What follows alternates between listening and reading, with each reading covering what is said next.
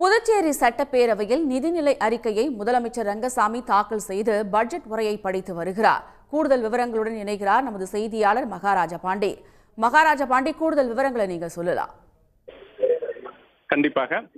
புதுச்சேரி சட்டப்பேரவை பட்ஜெட் கூட்டத்தொடர் ஆளுநர் கைலாசநாதன் உரையுடன் நேற்று முன்தினம் தொடங்கியது. ஆளுநர் உரையை தொடர்ந்து சட்டப்பேரவையில் அலுவல் ஆய்வுக் கூட்டம் பேரவைத் தலைவர் செல்வம் தலைமையில் நடந்தது. அதில் சட்டப்பேரவை 13 நாட்கள் நடத்த முடிவெடுக்கப்பட்டது. அதைத் தொடர்ந்து அன்று இரவு முதல்வர் ரெங்கசாமி தலைமையில் அமைச்சரவை கூட்டம் நடைபெற்றது. கூட்டத்தில் பட்ஜெட் உரை இறுதி செய்யப்பட்டது. பட்ஜெட்டுக்கு கடந்த சனிக்கிழமை ஒன்றிய அரசின் அனுமதி கிடைத்தது. பட்ஜெட் கூட்டத்தொடர் வரும் 27ஆம் தேதி வரை நடக்கும் என்று அறிவிக்கப்பட்டது. இந்த நிலையில்தான் ஆளுநர் உரைக்கு நன்றி தெரிவிக்கும் தீர்மானத்தின் மீது விவாதம் நடந்தது. இதைத் தொடர்ந்து நிதி பொறுப்பு வகிக்கும் முதல்வர் ரெங்கசாமி ரூபாய் 13,600 கோடிக்கான பட்ஜெட்டை இன்று சட்டப்பேரவையில் தாக்கல் செய்து தற்போது பேசி வருகிறார்.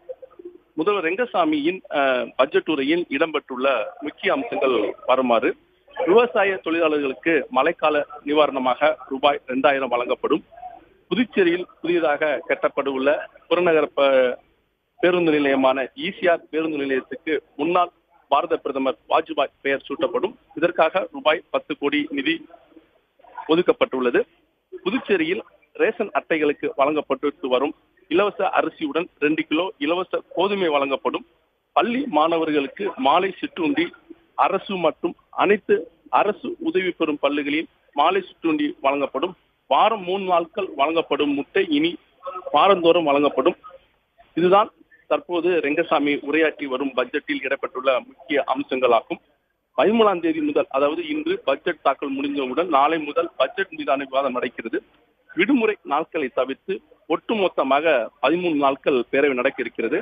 சட்டப்பேரவையின் நிதிநிலை அறிக்கை தாக்கல் செய்யப்பட்டு வரும் நேரத்தில் பல்வேறு அமைப்பினர் மற்றும் அரசு ஊழியர் சங்கத்தினர் தங்களது கோரிக்கையை வலியுறுத்தி சட்டசபை அருகே போராட்டங்களை அறிவித்திருந்தனர்.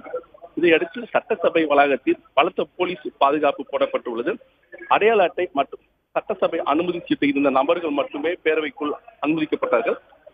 முதல்வர் ரெங்கசாமி பேரவையில் பட்ஜெட் உரை ஆற்றி வரும்போது காரைக்கால் மாவட்டத்துக்கு எந்தவித திட்டங்களும் அறிவிக்கப்படவில்லை. காரைக்கால் தொடர்ச்சியாக பட்ஜெட் கூட்டத்தில் குறைகெடுக்கப்பட்டு வருகிறது என்று ஒரு குற்றச்சாட்டை முன்வைத்து திருநள்ளார் தொகுதி சுயேட்சை சட்டமன்ற உறுப்பினர் PR சிவா வெளிநடப்பு செய்த சம்பவம் ஒரு பரபரப்பை ஏற்படுத்தியது. விரிவான தகவல்களுக்கு நன்றி மகாராஜா பாண்டி. உடனுக்குடன் செய்திகளை தெரிந்து கொள்ள சன் நியூஸ் பெல் ஐகானை கிளிக் பண்ணுங்க.